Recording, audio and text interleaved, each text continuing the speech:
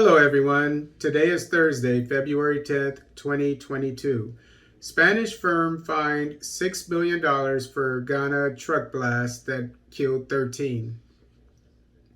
This article is taken from VOA, Voice of America. The Spanish company in charge of a truck that exploded and killed 13 people last month en route to an internationally run gold mine in Ghana violated storage and transport laws and has been fined $6 million, the land ministry said on Tuesday. The truck was transporting explosives for Madrid-based Maxim Corp to the Chirano gold mine, uh, run by Toronto-based Kinross Gold Corporation when it collided with motorbike, caught fire, and exploded, leveling a roadside village and injuring at least 100 people. Okay. All right. Two things wrong here. And I'm not blaming it on the current administration because I'm sure this Canadian gold mining company has been operating in Ghana, which used to be called the Gold Coast during colonial days. And pre-colonial days. I'm sure it's been there. I would imagine it's been there for many decades. But so I don't blame this on the current administration, Akufo-Addo. But it must be said that, as I mentioned a couple of days ago, that there's a South African indigenous man, an African man, a black man from South Africa who has a gold mining company who should be doing this, not foreigners. And again, I understand that this contract was more than likely entered into decades ago. So that's the first problem, okay? The second problem is this foreign company, this Canadian company, is using another foreign company to transport its, what it has, its goods. I'm assuming that this Spanish company actually just does, either it just transports the demolition stuff, the dynamite or whatever you want to call it, the explosives, or it transports it and it actually does the demolitions, whatever the case. But it's just more, the Ghanaian government is not involved in any way in this business, even though they say that they paid some local company to do it or what have you. Let's go ahead with this. Let's continue to read to break this down. Maxim, in his first statement since the January 21st disaster, denied responsibility, blaming a local contractor. Okay, let's see how the Ghanaian company is responsible. Ghana's Ministry of Lands and Natural Resources said in a statement, the ministry has established regulatory breaches on the part of Maxim in respect to the manufacture, storage, and transportation of explosives. Okay, so it's saying that the Spanish company is responsible for the transporting of these goods.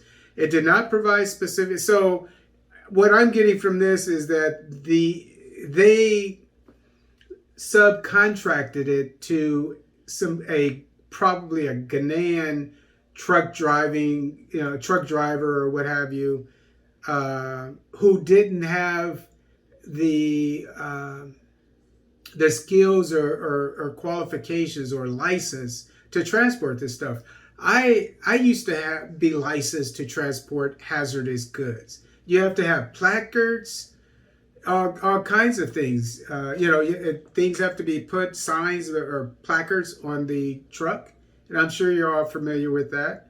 And they're known what exactly what's in the vehicle is known by people who transport hazardous material.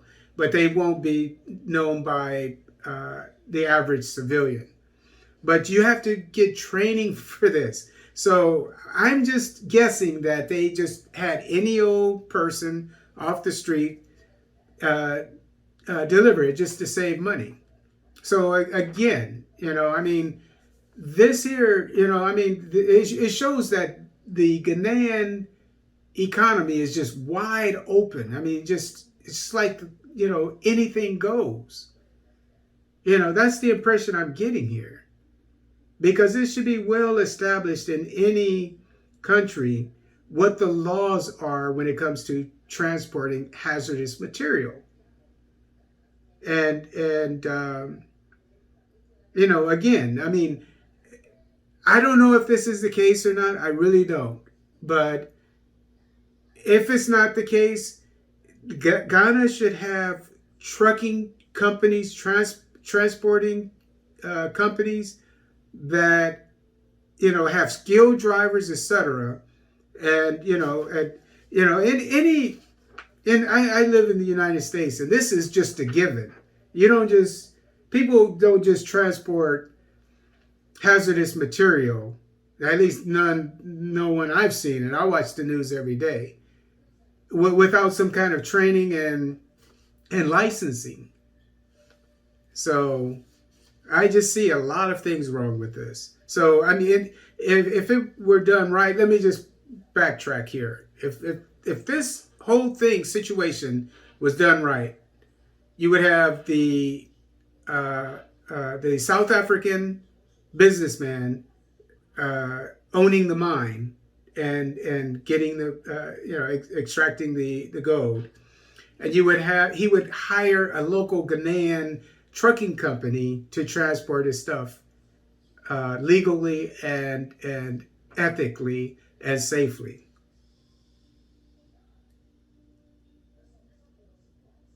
It did not provide specific details about which laws were broken or how they contributed to the accident.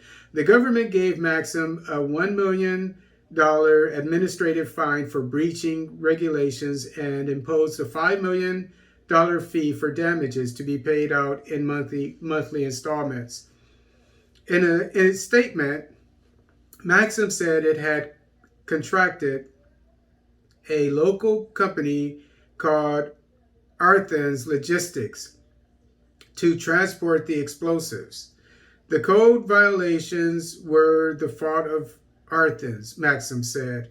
It said that none of the violations contributed to the explosion and that it would pay the fine so it could continue operating. So it's saying that don't they have international courts? I mean, usually don't international companies, even when they're wrong, they take African governments to court and these cases stay in the courts for decades. But this company is saying that even though they did nothing wrong, they're going to pay for it so they can continue to work there. They must be making a lot of money. The code violations were, okay. Arthens, whose full name is Arthens Transport Services, did not respond to requests for comment. Okay. I mean, this is getting worse by the minute. It and another local firm called Jockey Dirk Logistics. I mean, I don't know who owns these trucking companies, are being investigated for possible ties to the explosion, the Lands Ministry said. The actions of unspecified officials are also being reviewed. And you know what I'm going to guess is that somewhere in the contract it says that whoever, this company that is responsible for the explosives is also responsible for them being transported safely. That's just my guess. 8 witnesses told Reuters at the time that the truck was on fire for 45 minutes before it exploded, in which time residents were allowed to walk to the scene to take photos and video without police or firemen holding them back. Okay. They said it was left to the truck driver to warn residents, not the police, right, or the fire department. which should have responded to it within 5 minutes, by the way, to leave the scene immediately. Police said that the truck had been traveling with a police escort, which warned people to move away ahead of the blast. I've got to say it. This is ghetto, Ghana. This is ghetto. If you don't know what that means in American parlance, look it up. That's ghetto.